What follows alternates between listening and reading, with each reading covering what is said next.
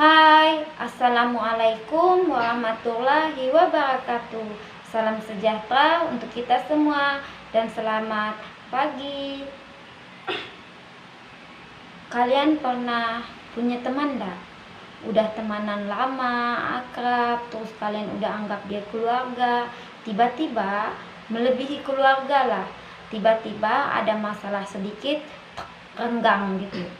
Nah, dari A sampai Z, kesalahan kalian diungkitnya terus, diungkit, digali, ditekan gitu. Jadi kalian kan merasa kecewa, sedih, frustasi. Aku juga pernah kayak gitu. Aku punya teman itu dari SD, SMP, SMA sampai dia kuliah. Terus akrab gitu kan. Setelah itu ada kesalahan.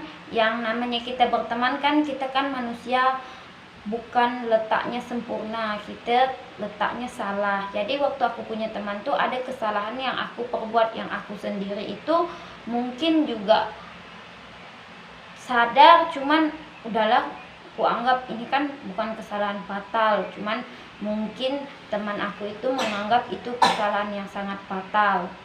Terus teman aku itu bilang, kita nggak pernah berteman akrab gitu. Terus aku nggak pernah anggap dia teman aku. Bahasa itu yang menurut aku, karena udah temanan dari SD, SMP, SMA sampai kuliah, dia nggak anggap aku teman, aku merasa sedih. Terus aku tanya sama dia, sejak kapan kamu nggak pernah anggap aku teman? Aku minta maaf ya, karena aku udah anggap kamu teman tapi kamu nggak anggap aku teman. Sebenarnya aku itu nggak perlu mengkonfirmasi lagi sama dia. Itu tuh menandakan sebenarnya dia itu udah lama nggak anggap aku teman. Cuman karena aku kurang paham dia udah lama nggak anggap aku teman, akunya masih beranggapan dia teman aku. Setelah ada sedikit kesalahan, dia berkata seperti itu. Sebenarnya itu udah lama. Misalnya kita punya teman kita tuh bilang kalau kamu itu penakut, kamu itu matre, kamu itu setelah keles. Sebenarnya dia itu udah mengetahui jeleknya kita jadi penakut, matre itu udah lama, tapi dia jarang membukanya karena dia memendam, dia nggak berani jujur karena dia menganggap teman. Setelah dia menjadi orang yang bukan teman kita lagi, dia berusaha jujur. Itu tuh sebenarnya rasa syukurnya tuh harus kita kuatkan tuh.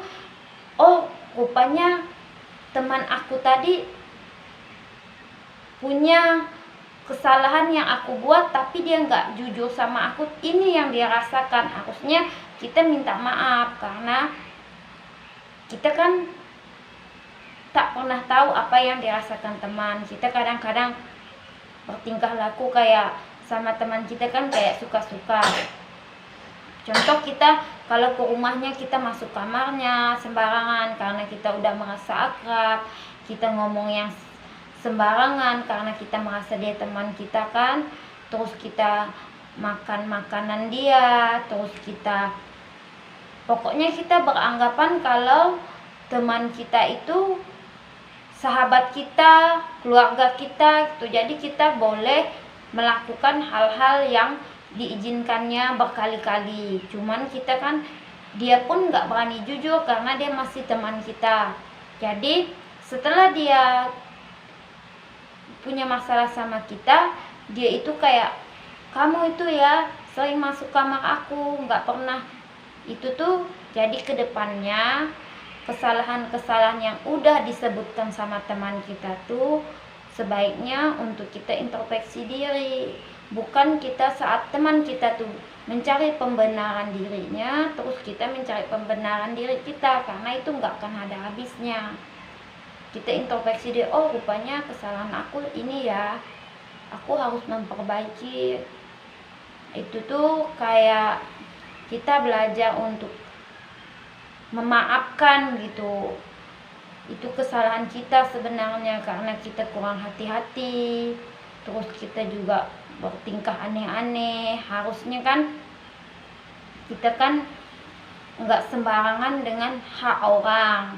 Jadi orang itu merasa hak dia tuh kita pakai gitu. Terus karena dia masih teman, dia nggak berani jujur. Setelah menjadi bukan teman kita lagi, dia kayak, oh gitu ya, aku tuh nggak suka kamu tuh orangnya gini gini gini gini gini.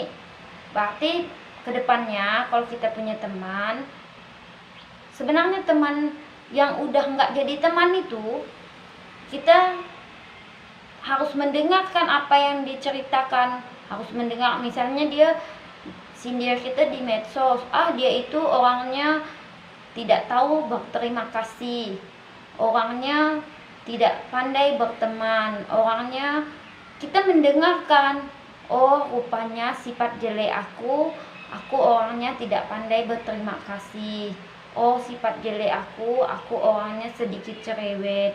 Besok-besok kan kita ketemu orang baru nih, setelah kita ketemu orang lama keles, kita ketemu orang baru. Setelah kita ketemu orang baru, kita belajar untuk mengevaluasi teman kita yang lama tadi dengan teman kita yang baru. Jangan sampai kejadian, karena kalau teman, dia jarang berkata jujur, dia jarang menyindir kita, dia jarang membuka aib kita. Tapi kalau bukan teman kita, dia mencari kesalahan kita. Kayak biasa orang beranggapan kalau dia benci sama netizennya tuh bilang dia tuh jelek, dia tuh rambutnya banyak kutu, terus dia ada netizen yang pedas-pedas gitu. Itu tuh harusnya kita bersyukur karena dia menyisakan waktu dia untuk berkomentar di hidup kita, ngasih kita arahan yang lebih baik. Kalau kita kutuan kan, kita malu tuh dibilang kutuan tuh. Mau nggak mau kita harus rajin-rajin sampo rambut kita biar nggak kutuan. Kalau kita dibilang jelek sama 10 orang netizen kita, mau nggak mau kita harus rajin-rajin ke salon, cuci muka, atau beli krim yang bagus untuk biar muka kita tuh lebih cantik gitu.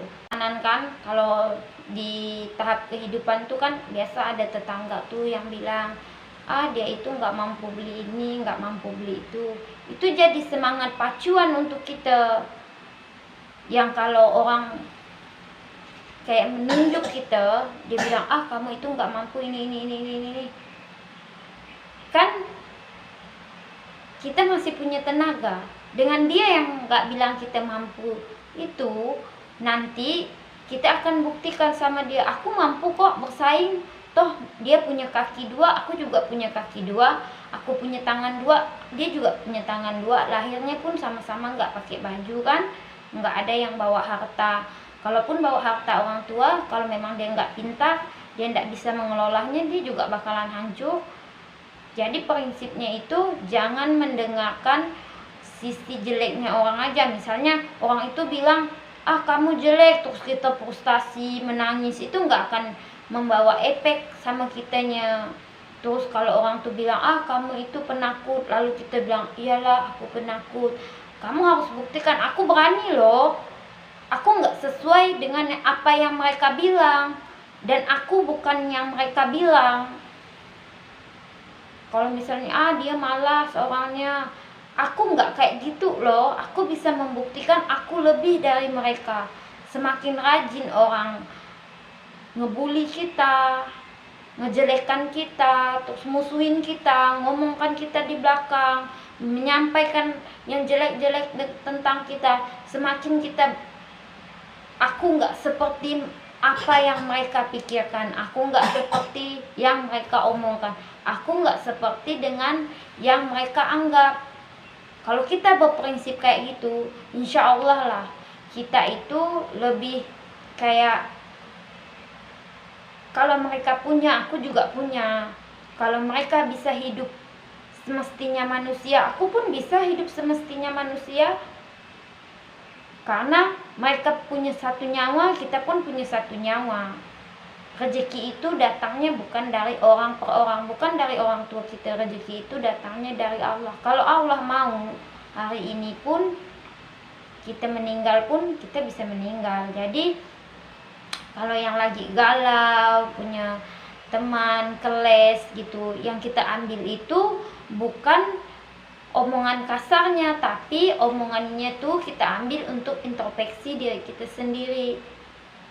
Kalau kita tidak punya musuh, cobalah punya musuh, pasti tahu. Dadah, assalamualaikum warahmatullahi wabarakatuh. Salam sejahtera untuk kita semua. Dadah, bye bye.